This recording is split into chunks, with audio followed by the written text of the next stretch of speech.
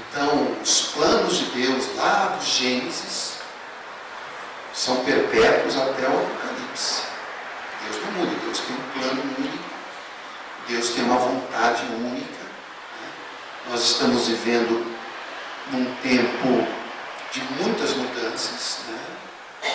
Eu creio que a maior parte dos nossos jovens já nasceram no meio dessas mudanças. Pessoas mais antigas, né? Sei lá, pessoas com 60, 70 anos, já perceberam como que as coisas foram mudando nesse último meio século aí, né? Mas o que nós somos cristãos, nós somos filhos de Deus, e o que nos importa não é seguir o que as pessoas falam, o que as pessoas fazem. Nós não queremos ter um lugar comum com esse mundo que a gente vive. A gente está na casa de Deus e aqui a gente aprende qual é a vontade de Deus. Amém, amados? É sobre isso que eu quero falar. Porque Deus tem um propósito. Nós vamos, primeiramente, nós vamos ler alguns pouquíssimos textos aqui. Mas o primeiro que nós vamos ler, acho que já dá até colocar para vir que é Gênesis 2, verso 24. Isso. Esse verso aqui, do livro de Gênesis, ele transmite toda a ideia de relacionamento entre um homem e uma mulher. Né? Isso nasceu no coração de Deus. Porque vocês sabem que quando Deus criou o homem, o homem estava pronto já, né? O homem foi criado do pó da terra, ele foi criado dos elementos desse mundo, né? Esse terreno onde nós vivemos. E ele disse uma coisa importante em Gênesis, ele disse assim, ele olhou para o homem e ele disse, não é bom que o homem esteja só. Não é bom que o homem esteja só. Então Deus percebeu que o homem não poderia viver só. Não era por exemplo, quando Deus criou os anjos, por exemplo, os anjos não podem ser divididos em sexo masculino e feminino. O anjo, na verdade, não tem essa diferenciação. Né? Anjo não tem sexo. Não tem órgãos genitais. Né? Os anjos foram criados, né? Uma criação de Deus, mas não existe anja. Né? Deus não criou anja e anjo. Deus criou só anjo. Né? E como eles foram criados, eles não iam uma criatura que não foi feita para se multiplicar. Né? Por isso que eles não têm órgãos sexuais, não é esse o objetivo deles. Mas quando Deus criou o homem, ele pensou diferente. Ele achou que o homem não era bom, que o homem estivesse sozinho. E então ele cria a mulher. Diferentemente da criação da mulher, é que Deus não cria a mulher do pó da terra, mas ele cria a mulher do próprio homem. Né? E a Bíblia diz que foi uma das costelas, ele fez cair um pesado sono, um sono muito profundo, que é uma espécie de anestesia, ele fez uma cirurgia. Acho que a primeira cirurgia que houve, né, na história da humanidade foi a cirurgia que Deus fez em Adão, porque, né, ele caiu um pesado sono, né, ele dormiu profundamente, que é uma coisa que uma cirurgia causa quando você, ou uma anestesia causa quando você vai fazer uma cirurgia. E ele então teve um pesado sono e de parte do homem, Deus criou a mulher. Só ele poderia fazer isso. Né? Só o poder de Deus poderia fazer isso. E ele criou a mulher para ser a ajudadora, a que estivesse ao seu lado. Né? Então é uma coisa muito bonita o que Deus criou. Deus criou o homem e a mulher. Né? E os dois se completam. Né? Eles se completam. Isso que é muito bonito entre um homem e uma mulher. gente vê aqui, nesse texto, é que ele mostra a ordem das coisas. A ordem. Primeiro que é uma ordem de Deus, isso, né? Então, aqui existem 3 situações aqui. Eu quero que vocês vejam 3 coisas que a gente deduz, que a gente extrai desse texto. Primeiro, por isso deixa o homem pai e mãe. Então, a ordem de Deus é essa. O homem está no seu núcleo familiar. Então, para ele, então, ele diz que o homem primeiro tem que sair desse núcleo familiar. Ele sai do seio da família. Esse é o primeiro passo. O segundo passo, ele se une à sua mulher. Essa união com a mulher é o que depois foi aumentando a revelação. A gente sabe que isso significa o casamento. O homem sai do seu núcleo familiar e ele vai então ter um casamento, uma união, né, com a mulher. E a terceira coisa que fala é que eles se tornarão os dois uma só carne. Isso aqui que entra o ato sexual. Tá?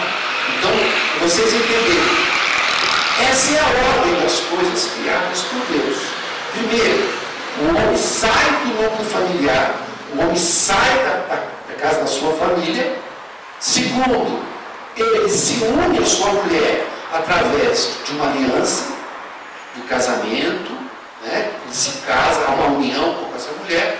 Então, o terceiro passo qual que é? Os dois se tornarem uma só carne. Essa expressão, tornar-se uma só carne, se refere ao ato sexual, né? Essa união. Então, nós vamos falar algumas coisinhas sobre isso, né? Porque isso aí é uma coisa muito importante. Porque o sexo, na verdade, é um complemento dessa união, né? O sexo na Bíblia não é uma coisa ruim, errada. Algumas pessoas até pensam, gente, que às vezes pensa que sexo é uma coisa ruim, que é uma coisa errada, né? Mas não é. O sexo, na verdade, foi criado por Deus como um complemento dessa união entre um homem e uma mulher. É uma coisa boa, uma coisa que é saudável, né? Algo que realmente amplia esse relacionamento. Então, eu coloquei esse texto aqui, que vai ser o texto base da nossa meditação. Não vou demorar muito, bem rápido e simples, né? Mas para vocês verem como é que é a ordem das coisas. Então, sempre foi assim. Essa é a maneira. O homem sai da sua família, se une com a sua mulher, e então eles se tornam uma só carne, né? Essa união sexual faz com que eles se tornem uma só carne. Quer dizer, ao longo desses últimos séculos, dois séculos mais ou menos, começou uma mudança muito forte na sociedade, né? Os homens querendo se libertar, começaram a mexer em todas as estruturas milenares que até então vinham ao longo da história. Uma delas é essa. As pessoas começaram a falar contra o casamento. Então a gente sabe que nós vivemos um tempo hoje, por exemplo, que o casamento nessa sociedade moderna é uma coisa desnecessária. Hoje já não se tem mais, não se fala tanto em casamento, não é necessidade de casamento mais, né? Na Bíblia, casamento é uma aliança que duas pessoas fazem. A gente tem um anel no dedo, mas esse anel ele é um símbolo do quê? De uma aliança, de uma união, mas é uma união perene, né? Vocês lembram do texto que diz assim: o que Deus uniu, o homem não separa. Isso é a palavra de Deus que diz isso. Então, o casamento, por exemplo, deveria ser, né, sempre assim. Até que a morte o separe. Quem pode separar um casal? A morte. Só a morte. É isso. Hoje em dia não. Hoje em dia é assim. A incompatibilidade de gênero. Não gosto do gênero dela, vou separar. Ela cozinha muito mal, vou separar. Né? Esse marido é muito chato, vou separar. Qualquer coisa você separa. Hoje em dia é muito fácil separar. Até as leis mudaram, né? Hoje você consegue um divórcio em menos de um mês. Antes demorava anos para conseguir um divórcio. Primeiro ouvindo. Hoje a gente está vivendo um tempo assim que o casamento já é uma coisa que as pessoas já não falam mais com aquilo. Claro que tem muita gente ainda que gosta de conservar as tradições, a noiva casar de branco, né? Na igreja, uma coisa bonita. E é realmente muito bonito o casamento. A gente se emociona com o casamento. Né? Mas percebe-se que as pessoas já não têm mais esse desejo de obedecer a Deus, como havia no passado. Quando as pessoas casavam, elas faziam de tudo para ficar juntas sempre até o fim. Para ir, todo mundo era assim. O natural era permanecer casados toda a vida. Então a gente vive um tempo muito difícil, mas Deus não mudou. A sociedade mudou onde você vive. Se você vê isso nas novelas, as novelas hoje em dia, que é uma coisa muito popular no Brasil, novela no Brasil muito popular, então as pessoas assistem, uma grande parte da população assiste. E essas pessoas que são influentes, os influenciadores de opinião, eles usam exatamente as novelas para mudar a mentalidade da sociedade. A gente não percebe, mas eles estão usando as novelas, que é um grande ícone, usam o cinema, né? Também usam a música, eles usam tudo que eles podem usar para mudar os conceitos de Deus. É isso que está acontecendo. Então, as novelas, cada hora estão trabalhando com alguma coisa diferente, né? Hoje você já vê novela que tem homem com homem, mulher com mulher, né? Já mudou aquele conceito que Deus criou o homem e a mulher, né?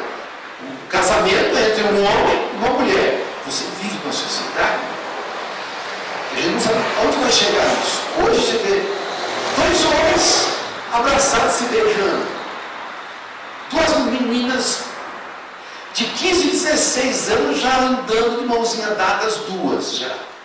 Então você vê, olha as mudanças que nós estamos enfrentando. Né? Mas eu volto a frisar, não é porque a sociedade está mudando, essa influência é muito forte. Infelizmente, nós não temos como mudar isso. Não temos como mudar. Né? A sociedade está em uma mudança muito forte e isso vai piorar cada vez mais. Né? Isso está preparando, na verdade, o fim de todas as coisas. Por exemplo, eu já citei recentemente aqui, que quando a Bíblia fala sobre o Apocalipse, quando ele fala sobre a besta, né? Ele fala sobre o anticristo. O anticristo, por exemplo, ele será homossexual. Né? A Bíblia fala que ele odiará o amor das mulheres. Então ele será realmente um homem que vai ser homossexual. Né? Então, isso já é uma realidade. Você está onde você vai agora, você já convive com isso, infelizmente. Você convive. A gente até aceita, porque nós estamos sendo cristãos, a gente aceita, porque você vive numa sociedade. Agora estão criando leis para proteger os homossexuais, as lésbicas e tudo que existe aí de mudanças que houve nesse comportamento. Agora estão colocando leis. Né? Então, está tendo até um problema com as igrejas, porque as igrejas já não podem mais pregar sobre o homossexualismo abertamente. Porque se alguém ouve, pode processar a igreja, pode processar o pastor. Né? Mas nós somos pregadores da palavra de Deus. Nós pregamos a palavra. Né? Eu queria mostrar um texto para vocês, que está no livro de 1 Coríntios agora. Lá em Coríntios, no capítulo 6, deixa eu ler para vocês entenderem como que a palavra de Deus continua firme, ela não muda, isso não vai mudar. Se o mundo está mudando, a Bíblia não muda. Em 1 Coríntios 6, deixa eu ler para você um texto, queria que vocês puderem ler comigo. Diz assim, presta atenção, quem tiver sem Bíblia, presta atenção no que eu vou ler, olha.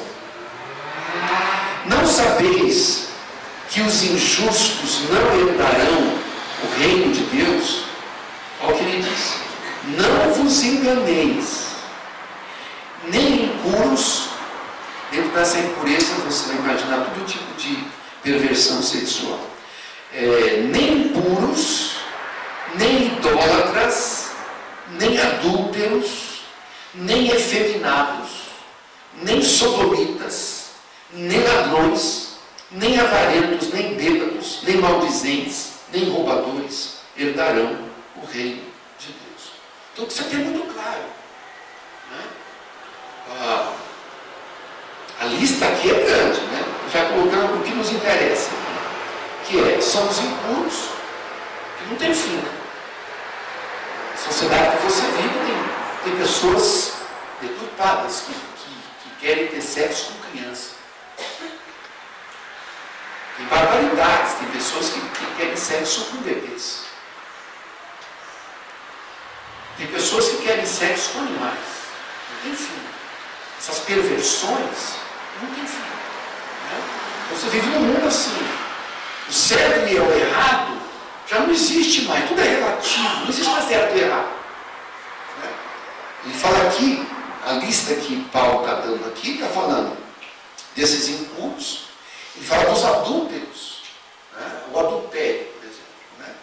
E ele fala sobre os efeminados. Né? São os gays. Né? Ele não colocou a parte feminina, mas hoje em dia, nessa época, era mais os homens. Né? Não havia tanto mulheres lésbicas nesse tempo. Hoje, perdeu a cultura. Né? Então, nem efeminados, nem sodomitas. Né? Você sabe que são sodomitas, né? Pessoas que são os homossexuais, de modo geral. Né? Então, você percebe nessa lista de Paulo que existe aquilo que a Bíblia chama de relações ilícitas, aquilo que são pecados sexuais. Então, existem 4 tipos de pecado sexual. Né? 4 tipos de relações que são consideradas ilícitas, imorais. Quais são? Eu vou dar pela ordem. São fornicação, prostituição, adultério e homossexualismo. São essas 4. O que é fornicação? Fornicação é sexo fora do casamento, ou antes do casamento. É um sexo que pessoas que têm o ato sexual sem estar casadas. Isso geralmente acontece muito no namoro. Hoje é normal, parece normal hoje em dia isso, mas nunca foi isso. Deus nunca aprovou isso. O ensino dele, o ato sexual, só pode existir depois da aliança do casamento. Então, antes do casamento, não pode, não deve. Todo jovem que tem sexo antes do casamento, ele está em pecado. Está em pecado. Né? Porque esse pecado é o pecado da fornicação. Porque o sexo só é permitido após entrar nessa ordem. Né? Sai da casa e une a sua mulher e se tornam uma só carne. Então, essa é a ordem de Deus. Então, isso é muito importante, porque hoje não está se pregando mais isso. Não se fala mais isso. Quando eu era jovem, as igrejas falavam muito isso com os jovens, pregavam muito sobre isso com os jovens. A gente sabia, né, disso. Então, a gente era muito ensinado, muito doutrinado nesse sentido, o ensino. Né? Então, a gente sabe que hoje em dia existe até o que eles dizem, o test drive. Como é que eu vou saber se ela vai ser boa para mim? Eu quero provar antes, quero fazer um teste, né? Não tem um test drive dos carros aí, eu vou comprar um carro e tem que fazer o test drive lá para saber se ela for um carro ou não. Né? Então vai lá na loja lá e pega o carro, você vai dá uma voltinha com o carro. Aí dá uma voltinha. Gostei ou não gostei. Vou comprar ou não vou comprar porque não gostei. Então, hoje em dia está mais ou menos isso, né? Hoje o namoro é assim, ó, tem um test drive. Se der, a gente compra, se não for, não compra, pronto. É isso. Então, a coisa é muito fácil, né? As pessoas hoje, a pessoa se conhece, às vezes, num barzinho, já sai do motel. Tá? A sociedade está deteriorada, né? Completamente deteriorada. Mas nós não, nós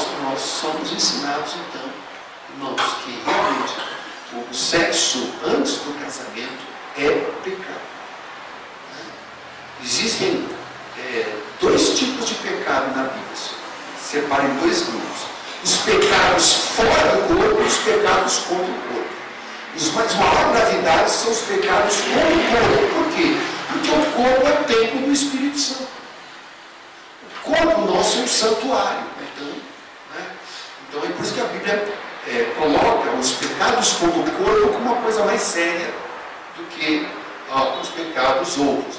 Não que é menor, mas os contra o corpo são mais sérios, mais graves.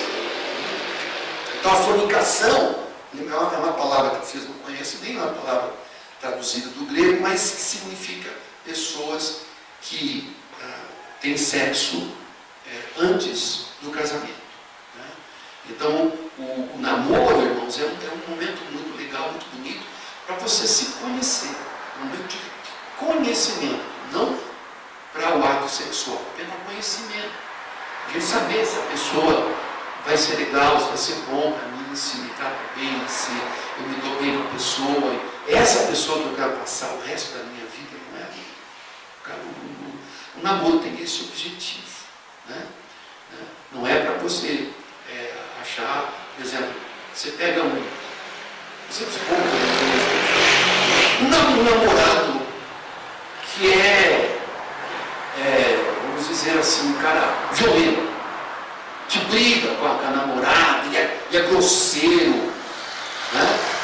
Aí a menina está apaixonada, ela quer tanto casar com o rapaz que ela tolera tudo. Não, quando ele casar, vai mudar. Filha, ele não muda. As pessoas não mudam. Entenda isso. As pessoas não mudam. Raras exceções. De maneira geral, as pessoas não mudam. Casamento não muda. Muitas vezes pior. Aí o cara vai ficar careca, vai mudar. As coisas mudam. Todo mundo muda. Mas sim, a aparência muda. Mas é muito importante você saber que o namoro tem esse objetivo. Olha, é claro que a gente tem que tomar muito cuidado com isso. Recentemente eu vi um caso que eu achei assim muito complicado, Onde foi que eu vi isso? Foi na televisão, foi uma reportagem. Você deve até ter visto, eu estou tentando lembrar que eu vi. Acho que foi no jornal que eu vi isso. Não me engano. Tinha um rapaz que ela estava num casamento marcado. Acho que um dia antes do casamento, ele desmanchou tudo. Essa menina era uma menina que tinha um estado depressivo, muito sério. Ela tinha um site. Ela era blogueira, ela tinha um site e ela expunha exatamente a situação dela, que ela tinha depressão. A depressão é uma coisa horrível, realmente uma coisa das mais terríveis, leva pessoas ao suicídio. Muitas pessoas, acabou acontecendo. Então, esse jovem aí, eu vi a entrevista dele, ele falando, esse noivo dela, sabe? E ele aguentou até onde ele ia, ele errou porque vai fazer isso 2 dias antes do casamento. Aí, deu no que deu, ela se matou depois do casamento. Ela foi no casamento dela, sem noivo. Ela não quis adiar o casamento, ela não quis desmanchar a festa, enfim. Ela foi lá, só deu ela. Ela foi filmado isso, colocou no blog dela, filmando ela sozinha, jogou o buquê lá, com as amigas. Coisa louca, gente louca, parece um filme meio doido, mas é uma realidade. E depois ela acaba se matando. Então, por quê? Eu posso frisar, ainda mais para os jovens que estão aqui, os solteiros, enfim, os descasados, serve para todos nós. Porque assim, o namoro é importante para você conhecer a pessoa. Porque no namoro você vai saber os pontos positivos e os pontos negativos da pessoa. Esses pontos positivos e negativos vão mudar. Vai ser a vida inteira. Os pontos negativos que ele tem, vai ser a vida inteira. Se ela é uma menina chata, vai ser chata a vida inteira. Não vai mudar não. Não muda. Às vezes pior. Fica mais chato. Só misericórdia de Deus. Entendeu? Então, na hora do namoro, é que você tem que ponderar isso daí. Entendeu? Ponderar, porque sabe que depois do casamento, depois do casou, filho, aí já é tarde.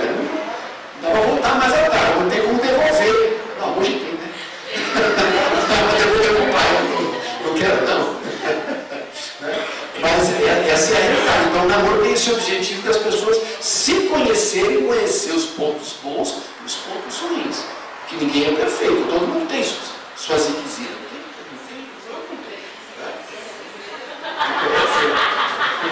Palavra estranha, né? Mas todo mundo tem os seus problemas, não é?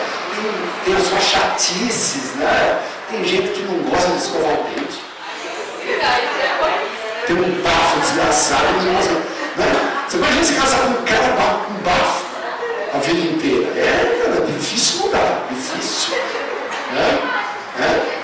Mas como você não imagina escovar, não pode escovar. É só escovar para ele. Não dá.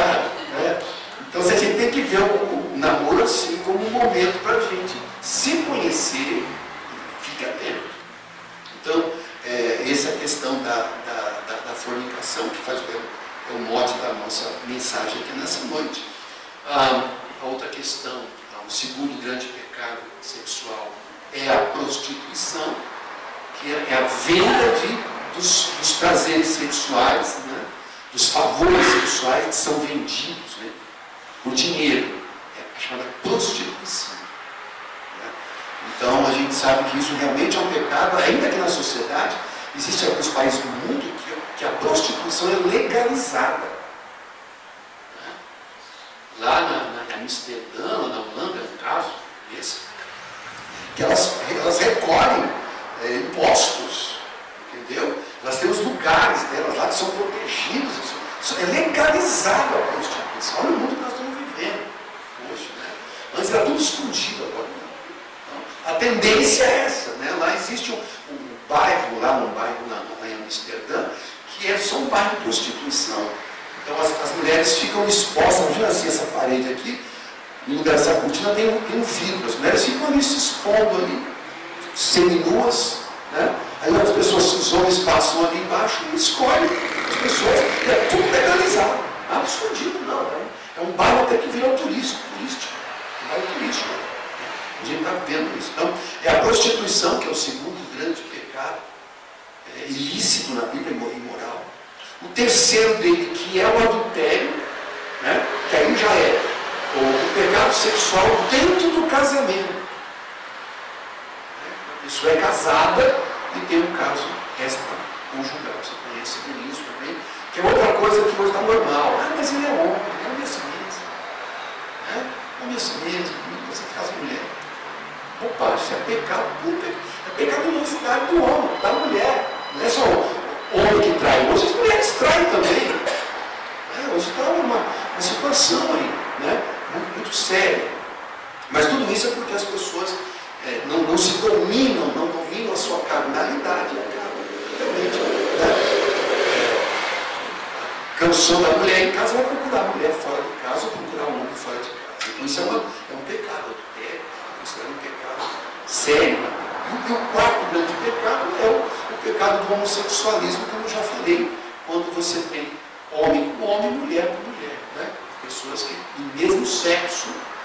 Nós estamos entrando numa situação agora muito problemática. Por quê? Porque no nosso país já está sendo aprovado homossexuais ou lésbicas adotarem crianças. Como é que você vai imaginar o menino chegar na escola? Como é o nome do seu pai e da sua mãe? Não, você tem dois pais.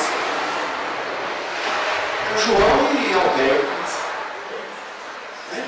Como que você tem dois pais? Ou tem duas mães? Mas a criança, a criança perde o referencial de Deus. Totalmente, porque no nosso referencial ainda hoje, a gente tem um referencial de homem e mulher. Meu pai e minha mãe. Vai chegar um tempo no futuro que você vê as crianças aí vivendo com dois pais ou duas mães. Coisa meio louca, maluca, que daqui uma década vai ser normal isso. Vai ser normal.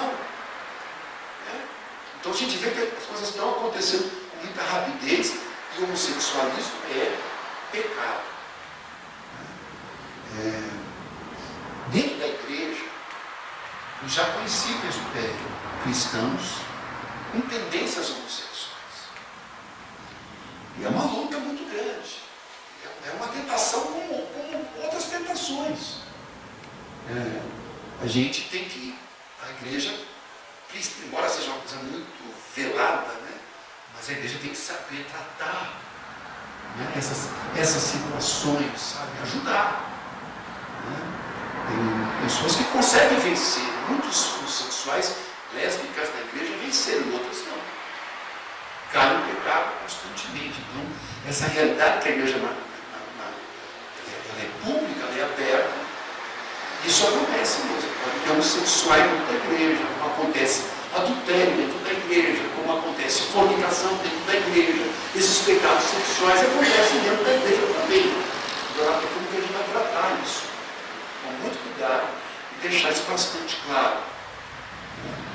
Então, fornicação, prostituição, adultério, homossexualismo são os 4 principais pecados sexuais ilícitos, os pecados de moralidade que nós temos no ensino da palavra de Deus, que vão fora desse ideal de Deus, do objetivo de Deus. Então, vou terminar, não vou me interromper, mas o que eu quero dar discussão para vocês, para todos aqui, claro, os pais que estão aqui, as pessoas casadas, as descasadas, né? Os solteiros, os jovens, né? Para todos, o namoro, a questão do namoro. Né? Ninguém quer ficar sozinho, a verdade é essa, quem quer ficar sozinho? São raras as pessoas. A Bíblia fala que existem pessoas que se fazem eunucos. Quem sabe o que é eunuco? Eunucos são pessoas que não têm necessidade sexual. Né? Antigamente, há muitos tempos, os reis, eles não deixavam, por exemplo, os vassalos, né? As pessoas que cuidavam ali da rainha, das coisas do rei, eles não deixavam qualquer pessoa ficar lá. Só podiam entrar lá no palácio os eunucos, que eram ou pessoas eunucos de nascença, que nunca tiveram necessidade sexual, ou eunucos que eram castrados, forçadamente, eles eram forçados a se castrar. Né? E existe um terceiro grupo de eunucos, que são aqueles eunucos que se fazem eunucos pelo reino de Deus. Eles não casam, não querem casar, eles querem viver só para o reino de Deus. É o caso do apóstolo Paulo. Paulo, ele se tornou um eunuco pelo reino de Deus. Ele nunca casou, ele nunca quis casar, ele ensina sobre todas essas coisas que ele, né? Mas ele nunca casou, nunca quis casar. Ele fala que ele foi um eunuco pelo reino de Deus. Diferente de Pedro. O apóstolo Pedro tinha esposa. Vários apóstolos tinham esposa. Né? Não é pecado ter esposa. Mas alguns preferem ficar somente voltado para as coisas de Deus. Né? Mas é melhor casar. Isso é uma olha. É melhor casar do que abrasar. Olha a expressão, abrasar. Quando fala isso, eu devo uma música que é assim. Deixa eu me lembrar da música. Eu sou estupendo da bomba, é você que me faz sentir assim. Não encosta este fogo em mim. Eu conheço, é uma música que é assim, né? É uma música que fala antiga, mas que fala bem sobre isso, né? Ó, você vê que cadê o estouro da bomba? Não encosta esse fogo em mim, né? Então, isso tem muito a ver, né? Tem muito a ver com o namoro. Porque o namoro, irmão, você tem que entender essa concepção do namoro. O namoro é um momento para se conhecer, não há lugar para sexo. Como é que você vai vencer isso? Como é que você vai se guardar disso? É a maneira como você namora. O namoro do cristão, exatamente por causa disso, porque a bomba está aqui dentro. Toca, elas podem. Né? Começa a se abraçar demais, começa a se beijar demais, começa a se esfregar demais, a bomba vai explodir. Né? Então, o que a gente tem que fazer? A gente tem que ter um namoro que é um namoro santo. namoro santo. A gente, quando eu me converti, eu e a mulher Liliana, minha esposa, né? A gente namorou um tempo ainda no Senhor, com Jesus. A gente namorou pelo menos uns 2 anos, né? Por a nossa conversão, né? E a gente fazia exatamente, a gente se guardava no casamento, né?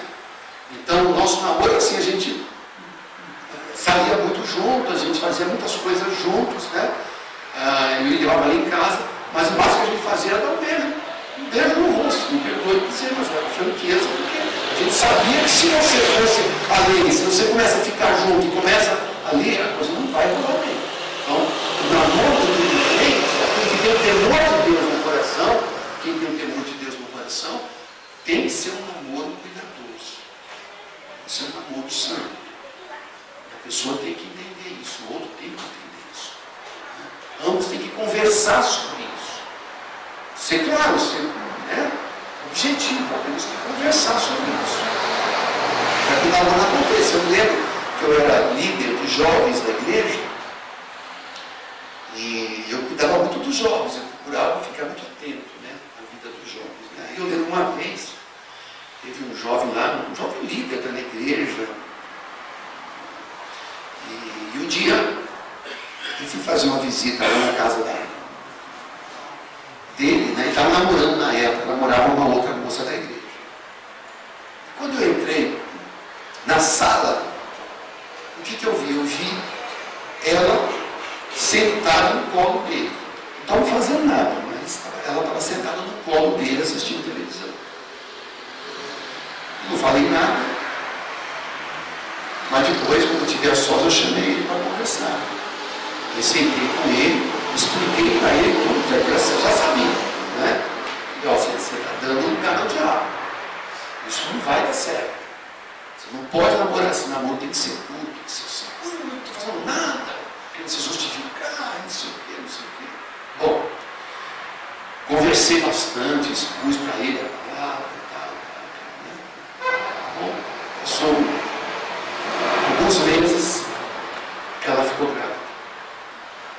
Foi assim, um escândalo para a família, todo mundo cristão, todo mundo crente, na igreja. Ele foi afastado do ministério, ele tinha um ministério, foi afastado do ministério. E aí ficou com raiva, saiu da igreja por causa daquilo. Acabaram casando, mas não deu certo o casamento. Realmente, essas situações são. E o que é pior? Passou mais ou menos um ano esse moço morreu de câncer, um estado lamentável. Então foi um desastre assim, de todos os sentidos. Por quê? Por causa de rebeldia.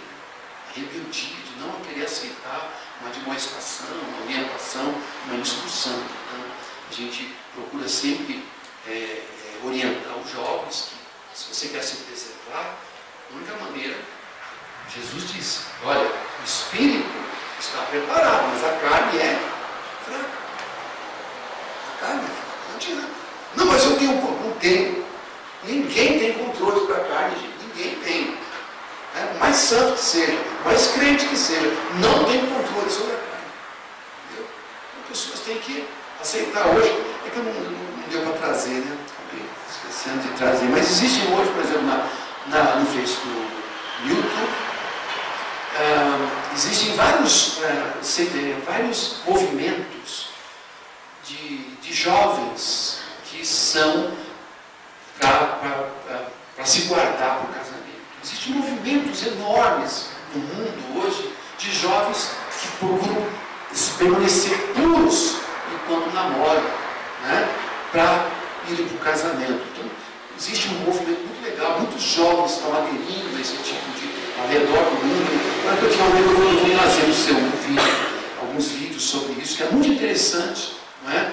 Parecia que a coisa se perdeu. Aí você vai ouvir as pessoas, a sua família que não é cristã, vou te falar o quê? Isso deve ser besta, não tem problema, é normal, é normal. Deus vai te condenar por causa disso? As pessoas não falam. Você sabe o que a palavra de Deus está falando a respeito disso. É um tema muito importante. Né? Então, queridos irmãos e irmãs, pessoal, queria compartilhar um pouquinho com vocês sobre isso hoje, ensinar um pouquinho mais sobre o livro.